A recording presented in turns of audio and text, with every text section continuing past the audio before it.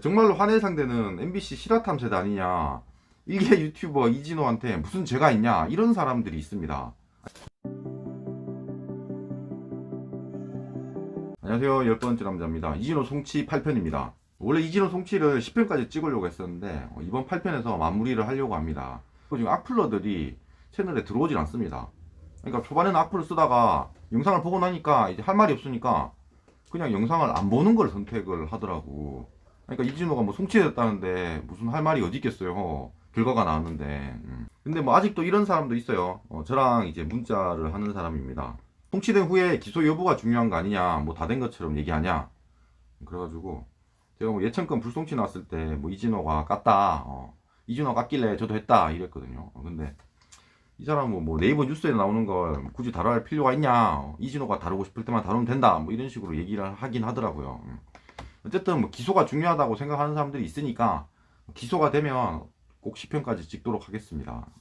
어쨌든 그 이진호 구독자들은 정신 승리를 해야 돼요. 가장 많이 하는 게 이 얘기입니다.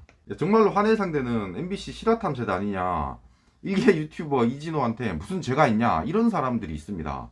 실제로 그 이진호 실시간에 이런 댓글이 좀 있어요. 그러니까 MBC 실화탐 세대는 강자고 이진호가 약자니까 약자를 긋는다, 전형적인 뭐 강약 약강이다, 뭐 이래요. 뭐 찌질하다고까지 얘기를 하시던데, 이분 그 저희 회사에 그 전화했던 그 악플러입니다. 아니 제가 이제 이진호 송치가 나오니까 제가 연락을 했지. 이진호 송치 나왔으니까 이제 좀 바뀌지 않으셨나요? 이러니까 이렇게 정신 승리를 하시더라고. 이진호는 끄트머리에 있는 사람이다, 이렇게 생각하는 사람들이 있어요. 근데 그것도 착각이에요. 이진호는 예천건이든 사재기건이든 간에 이 사건의 중심에 들어가 있었어요. 어쨌든 예천건은 사실적시 명예훼손으로 송치가 됐잖아요. 근데 이게 왜 송치가 됐을까라는 겁니다. 아니 뭐 공익성만 주장하면 그냥 끝나는 거 아니야. 불송치를 때려도 될 텐데 이걸 굳이 송치로 넣었다는 얘기예요. 그러니까 방송 자체를 너무나 악의적으로 한 거야. 그래서 그 공익성 부분에서 다툴 부분이 좀 있는 거죠. 그러니까 송치한 거겠지. 사재기 건은 당연히 이진호가 핵심에 있는 거고요. 그래서 이진호가 가장 악의적인 거예요. 이 사건에서 가장 중요한 사람입니다. 그리고 그 다음이라고 한다면 그 이진호 주위에 있는 그런 기자들, 그러니까 영탁한테 불리한 기사만 쓰고 유리한 기사는 하나도 안 쓰는 기자들이 이번 사건에서 되게 많았습니다. 그러니까 대표적으로 뭐 강경윤 기자잖아요. 그런 사람들이 훨씬 나빠요. 그리고 실화탐사대, 당연히 못돼 먹었습니다.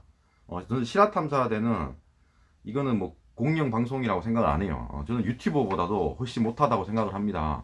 근데 이게 어쨌든 MBC 방송이다 보니까 그 자체로는 당장은 걸 수 있는 게 없어요. 아니, 그러니까 이진호는 지금 실수를 했잖아요. 그러니까 당장 고소를 때릴 수 있지만 MBC는 뭐 반론권도 보장하려고 했잖아요. 사실 소속사를 찾아갔는데 소속사 인터뷰를 안 한다고 했습니다. 어차피 또 한번 이슈가 되는 거니까. 그래서 지금 당장은 걸 수가 없는 상태입니다. 근데 사실 저는 이게 나중에 바뀔 수도 있다고 생각해요. 어쨌든 예천건이 결과가 나오고 나면 그게 실탐 회계사가 있잖아요. 한번 이렇게 방송을 했다가 이게 지웠던 그 회계사 분이 있습니다. 그분한테 한번 저는 따로 연락을 할 생각입니다.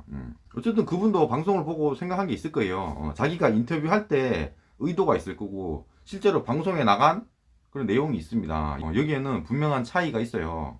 이 부분에 대해서 의도가 좀 왜곡된 것 같다라고 한번 얘기를 해준다면 또 MBC에서 뭐 어떻게 반응을 할 수도 있습니다. 마지막으로 예천장교한테도 한마디 하고 싶어요. 어쨌든 끝까지 가는 건 의미가 없어요. 강대강으로 해서 극단으로 가는 건 사실 한쪽이 파멸해야지만 이기는 게임이잖아요. 사실 웬만한 일은 그렇게 끝나지 않습니다. 결국은 대부분 합의를 하게 돼요. 그러니까 양극단만 생각을 하게 되면 질 경우에 돌이킬 수가 없다고.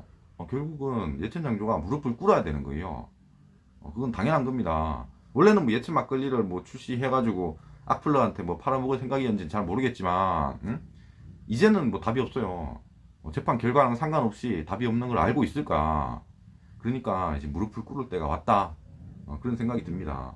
극단으로 가가지고 뭐 남는 사람이 누가 있겠어요. 영상이 마음에 드셨으면 구독과 좋아요 감사합니다.